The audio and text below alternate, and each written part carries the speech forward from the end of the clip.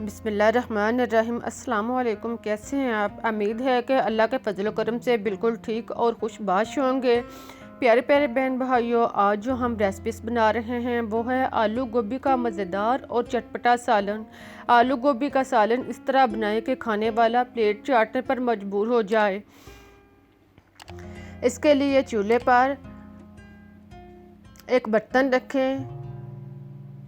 बर्तन को गर्म होने पर इसमें आधा कप घी शामिल करें और जब घी गर्म हो जाए तो इसमें 1 चम्मच जीरा डालें और साथ में 1 अदद बड़ी इलायची और 2 अदद कड़ी पत्ता शामिल करें। इनको डालने के बाद इनको 1 मिनट के लिए अच्छी तरह कड़कड़ाएं। अब इसमें अदरक और लहसुन पेस्ट 1-1 खाने का चम्मच शामिल करें और इसे 1 मिनट के लिए फ्राई करें। जब अदरक और लहसुन ब्राउन हो जाए तो इसमें प्याज 1 अदद दरमियाने साइज़ का काट कर शामिल करें और प्याज को नरम होने दें। जब प्याज ब्राउन हो जाए तो इसमें 1 अदद टमाटर शामिल करें और टमाटर को गलने तक पकाएं। जब टमाटर गल जाए तो इसमें सुरख मिर्च दानेदार 1 चम्मच, नमक 1 चम्मच या हस्बे ज़ायक़ा शामिल करें, हल्दी आधा चम्मच पीसी हुई शामिल करने के बाद इन सब को खूब अच्छी तरह मिक्स करें और मसाले को खूब अच्छी तरह फ्राई करें। जब मसाला जो है वो अच्छी तरह यकजां हो जाए तो इसमें 2 अदद आलू इनको काट कर इसमें शामिल करें। आलूओं को डालने के बाद इनको 3 से 4 मिनट के लिए फ्राई करें और फिर इसमें गोभी इनको बड़े बड़े फूल काट कर इस साइज़ के इसमें शामिल करें। गोभी को डालने के बाद इसको चम्मच के साथ मिक्स करें और साथ में काली मिर्च पीसी हुई आधा चम्मच शामिल करें और कसूरी मेथी इसको भी हाथ पर रख कर बारीक पीस कर इसमें शामिल करें और फिर इसको चम्मच के साथ खूब अच्छी तरह मिक्स कर लें।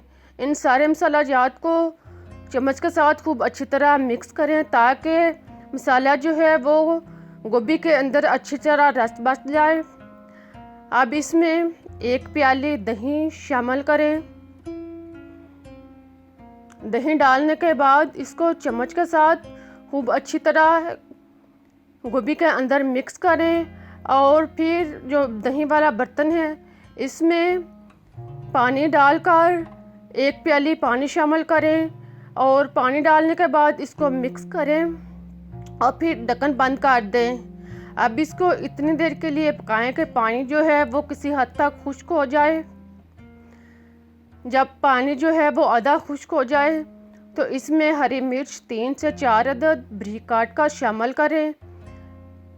मिर्च डालने के बाद अब इसको चम्मच के साथ खूब अच्छी तरह मिक्स करें। मसाला जात को खूब अच्छी तरह आपस में यकजां करें और ढक्कन बंद होने तक और पानी खुश्क होने तक इसको खूब अच्छी तरह पकाएं। जब दही का पानी खूब अच्छी तरह खुश्क हो जाए तो इसको 3 से 4 मिनट के लिए अच्छी तरह भूनें ताकि घी जो है वो अच्छी तरह अलग हो जाए। जब गोभी अच्छी तरह भुन जाए और घी अलग होना शुरू हो जाए तो इसमें खुश्क धनिया पिसा हुआ 1 चम्मच, गरम मसाला पिसा हुआ 1 चम्मच शामिल करें और इनको आपस में अच्छी तरह मिक्स करें। मसाला जार डालने के बाद इसको चम्मच के साथ खूब अच्छी तरह मिक्स करें। अब हमारा सालन जो है वो किसी हद तक तैयार हो चुका है। अब हम इसमें गोभी के पत्ते जो हैं इनको काट कर इसमें शामिल करते हैं और साथ में हरा धनिया इस पर छिड़कते हैं। छिड़कने के बाद अब हम इनको उतार लेते हैं। हमारा सालन जो है वो तैयार हो चुका है, मज़ेदार और चटपटा सालन।